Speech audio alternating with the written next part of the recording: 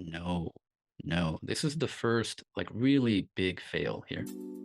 ChatGPT is changing the writing landscape.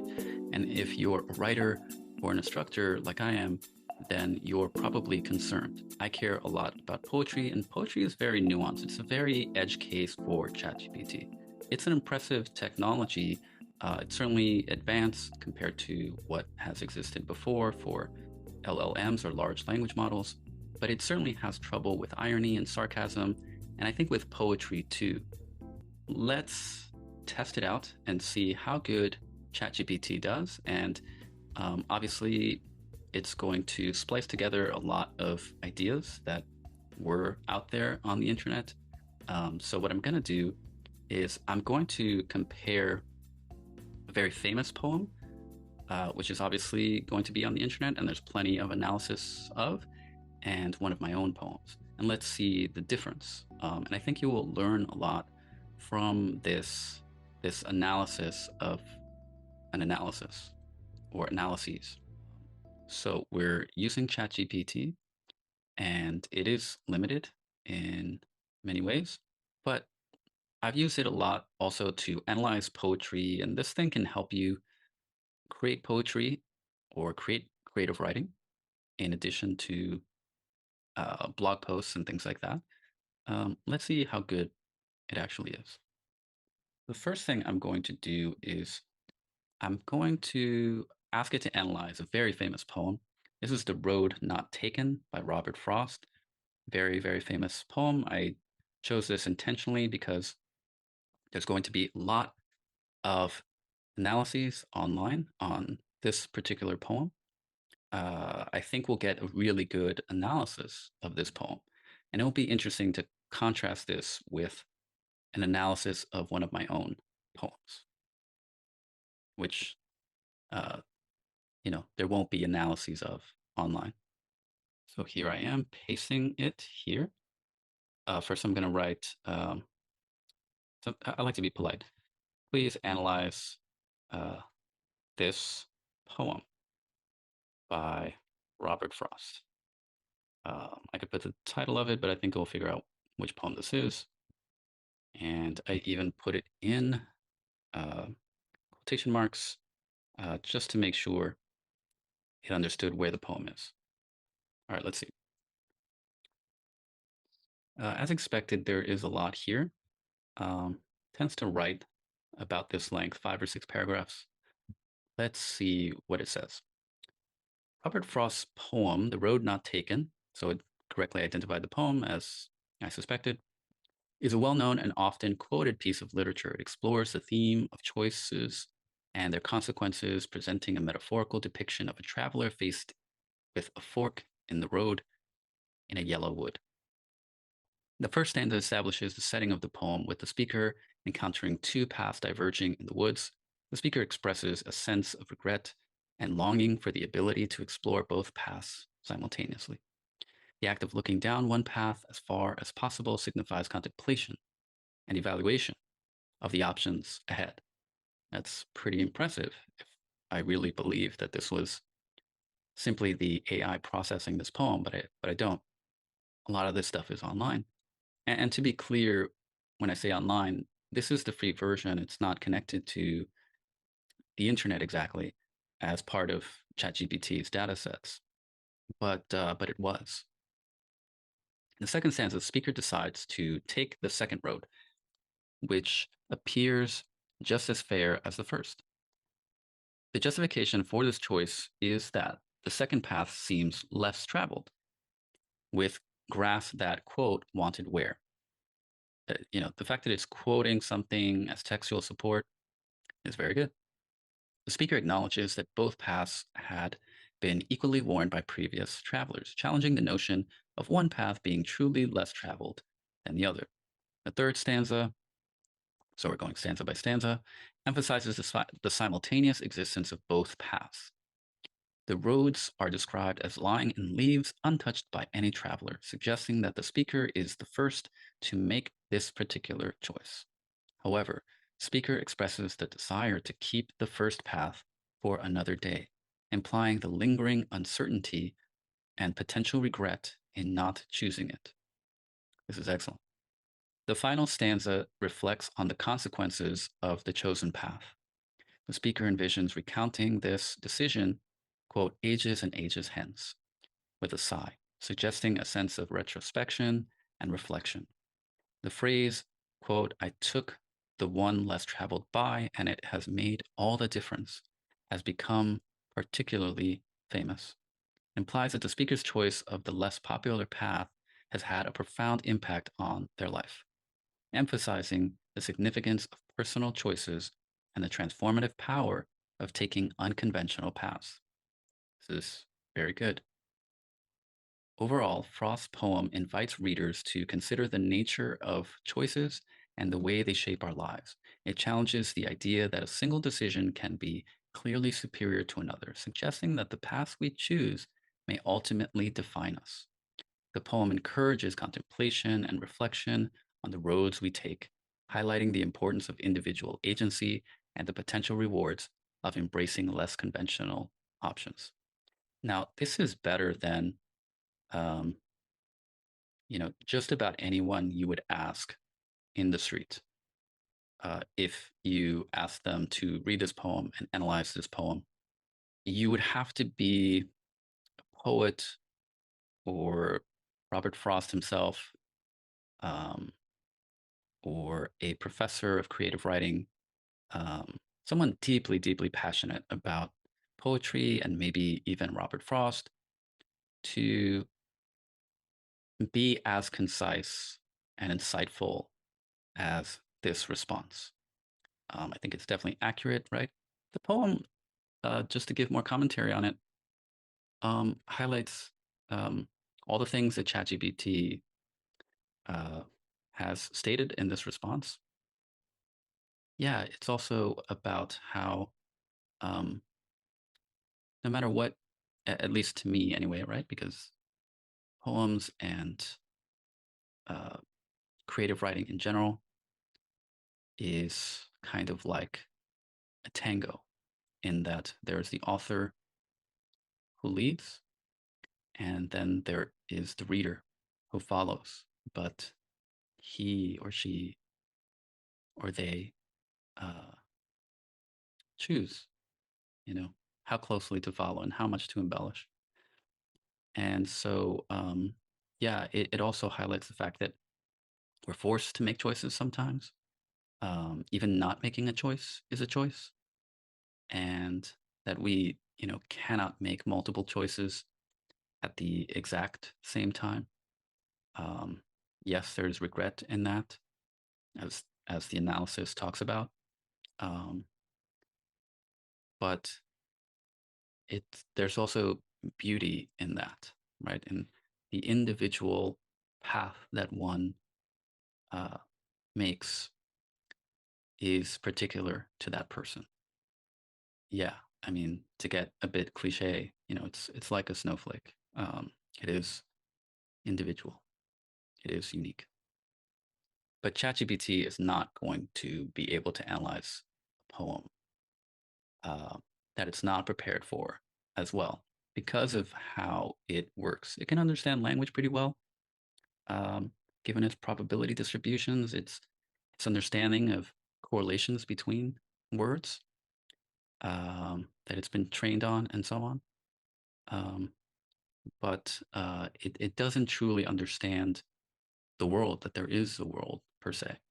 Um, my point is, um, it's going to understand some of the language being used and provide a probable response, but it's not going to be an understanding response. Okay, it's kind of like playing a language game uh, or an imitation game. Okay, which is, it harkens back to Alan Turing, I think sometimes called the father of modern um, computing, right? That uh, machines might be really good at seeming to be human at some point, and I guess now is that point. Um, he was writing in the 1920s, I believe, 1920s, 1930s, um, and they might seem really good at doing that, but we won't actually know whether they're actually thinking, or it would be hard to do, right? So he asks, can computers think? And, you know, if they seem to, uh, that's as good as it's going to get because even with other people, there's only so much that we know. Here's a poem that I wrote. I like to write poetry on Twitter. I like the limitations of the 280 characters. And if you would like, I will read the poem first and you can think about its meaning. Um, and then let's see what ChatGPT says, okay? In the cave, there is but one, watching, waiting. He sees not the rest, but a spot, a show, where they dance. Oh, how they dance. It's okay if you don't completely understand the poem. I would advise you to read it again and again. Poems sometimes come across as dreams where meaning can be latent or hidden, and you might come to a different understanding than what the author intended. And as the author, let me just say, I have no problem with that. So let's see if ChatGPT can analyze this. I think I made some references more or less clear, but maybe I'm wrong. Yeah, I wrote, how about this one? I'll use the same technique of the quotation marks.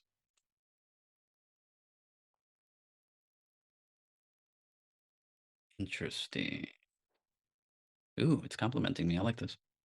The poem you presented is short and enigmatic, leaving room for interpretation and imagination. Yes, that is true. The poem evokes a sense of mystery and intrigue with its brief and fragmented lines. The setting in a cave, which often symbolizes a hidden or unknown realm. The speaker describes a singular presence within the cave, observing and waiting. It's kind of just repeating the poem at this point. This entity seems detached from the rest, as it does not see, quote, the rest, but rather focuses on a specific spot or a show. Actually, so far, that's pretty impressive because, um, it's a very logical uh, summary. And I have said that ChatGPT is excellent for summary because um, it's the way that it understands language. I would say that it does understand language, but it doesn't understand the world. That's kind of how I would describe it. And the transformer architecture where ChatGPT, where the name comes from, not a computer science guy, um, but what I know of it is pretty impressive in the way it's able to extract meaning out of text by you know looking at things that don't matter and just sort of taking them out of the equation and taking things and getting the stem of words, not looking at conjugation or the verb form or tense. And it's really impressive stuff as a language guy, as somebody who cares a lot about language. Let's look at the third paragraph. The mention of a dance suggests movement, liveliness, and perhaps a display of joy or expression. The repetition of the word dance emphasizes its significance. Yeah, I think that's accurate. The dancing figures in the cave might represent a metaphor for life, freedom, or uninhibited expression. Okay. For me, it's more of a metaphor of, well, I was going to say life, but these three things, I think, yeah, that does encapsulate it. I will get into an explanation in a little bit. The poem leaves many questions unanswered, such as who or what is watching and waiting. There is a person, and it actually isn't important who it is. Um, I think most people should be able to identify with that person because I think we all are that person. Okay, so the poem leaves many questions unanswered, such as who or what is watching and waiting. Okay, sure. and what the significance of the dance might be. That's true. These open-ended elements allow readers to bring their own interpretations and fill in the gaps with their personal experiences and emotions. Yes, that's accurate. Overall, this poem captures a sense of mystery, observation, and allure of the unknown, of an unknown spectacle. It invites readers to delve into their own interpretations. Okay, so it doesn't really provide much of an interpretation here. I might have to prod it a little bit. Um, there is a reference that it didn't get. And if you didn't get that as a viewer, that's okay. But let me see if I can prod it on that. Do you think the cave, given the context of the poem, is an allusion to something? Don't want to give too much away, so let me just phrase it like this. Okay, this is not a bad answer. Given the brevity and limited context of the poem, it is difficult to ascertain a specific allusion or intended reference regarding the cave. However, caves have been used symbolically in literature and mythology to represent various concepts throughout history. Here are a few possible interpretations. In this poem, it does represent isolation. Subconscious, no, I would not say the subconscious. Human condition, maybe.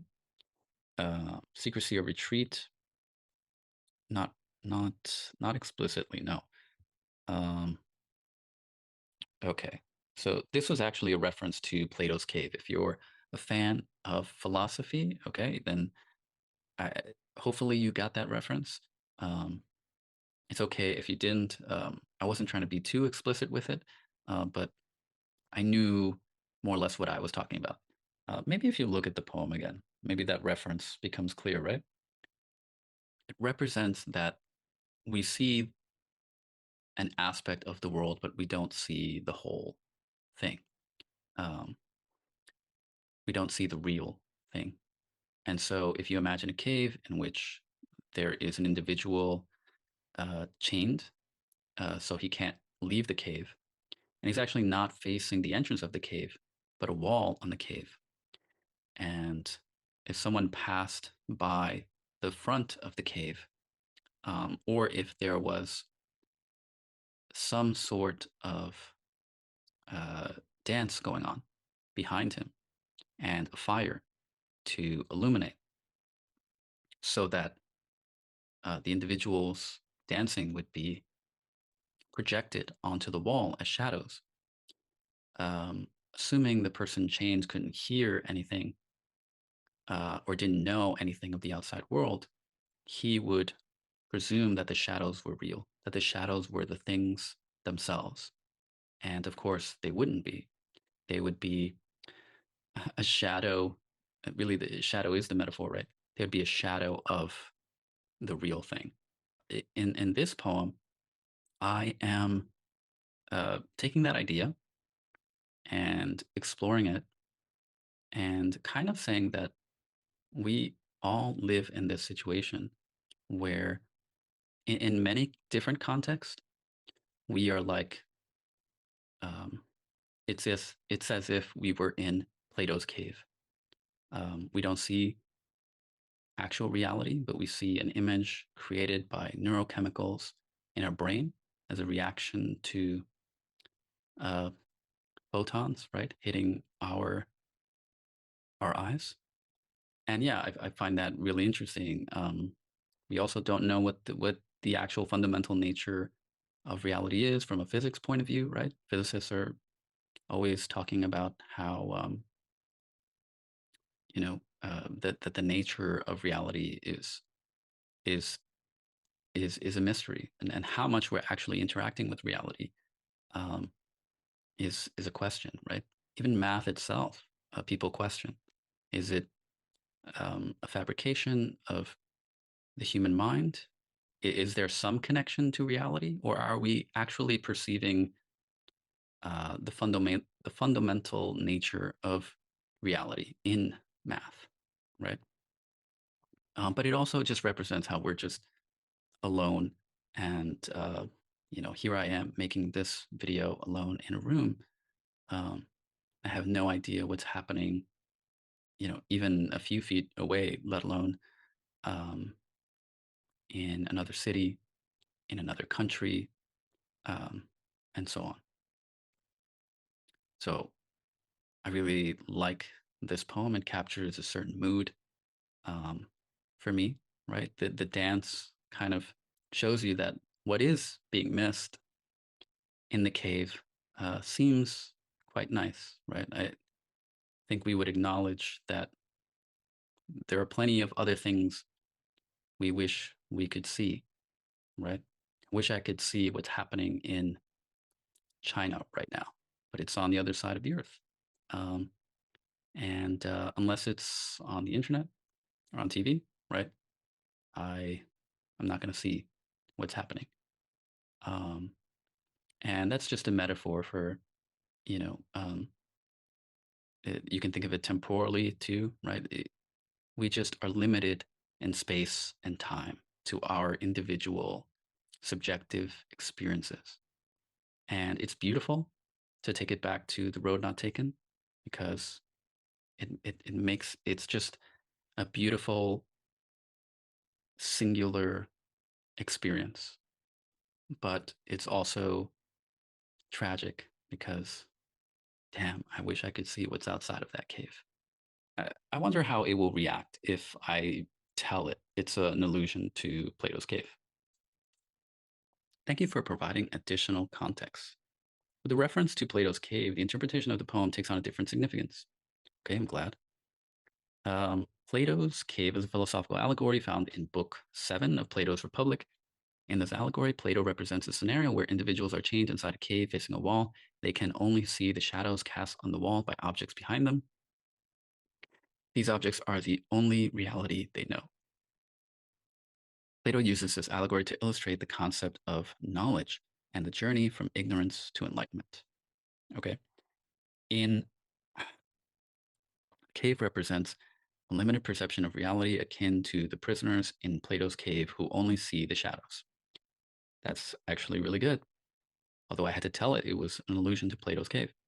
The singular watcher in the poem represents someone who has broken free from the confines of the cave and has gained a broader perspective.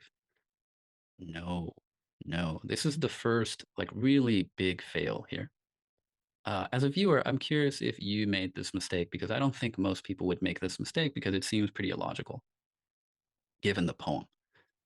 If he's, I mean, I say in the poem, I mean, just to go back here for a second, um, in the cave, it starts in the cave. That is where he is. And he only sees a spot, right? He sees a show, right? Which is fake. He's not seeing the real thing.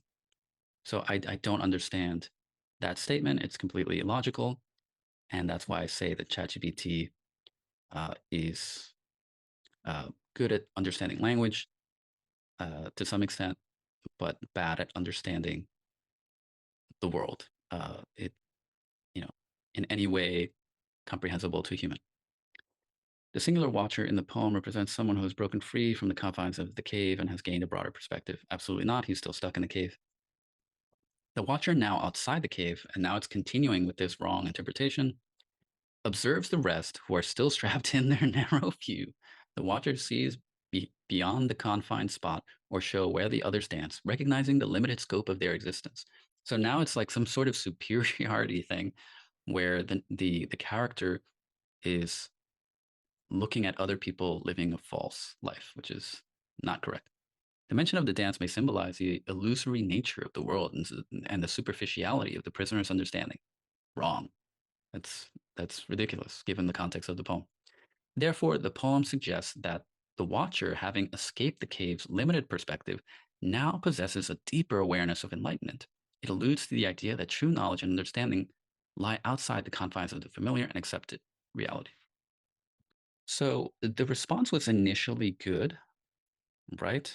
We saw that with the first response, right? It played it pretty safe. It was just talking about what's there. It couldn't figure out the allusion to Plato's cave, which is okay. I think people might not get that allusion either. But once I told it it was an allusion to Plato's cave, which it is, it completely failed. Okay. And, it is playing a language game in which it is looking for a probable response. And somehow it got the idea that, I guess the word watch, right? The word watcher, the fact that the word watch was in the poem, somehow ChatGPT came to understand that it's a person outside observing others, right? That's a connotation for watching, observing other people. So maybe that's what led to the confusion. Either way, you can see that ChatGPT not ready to analyze poems, but it can give you a decent summary. If you look at the first response again, it was that. It was basically a summary of what there is. So my advice to writers is to use this carefully, uh, to summarize content, not so much to analyze content, unless it's a very famous poem, in which case there's going to be a lot of content online. Um, and so you're not limited to ChatGPT, um, certainly, but ChatGPT can give you a concise summary, splicing together probably different human sources uh, to give a good analysis. Stick around for other videos on creative writing. Once again, my name is Jim, and I'm a writer, poet, and a university instructor. I appreciate all of your support. Um, Please like, share, comment. All of that helps me out. I greatly appreciate it, and I will see you in the next one.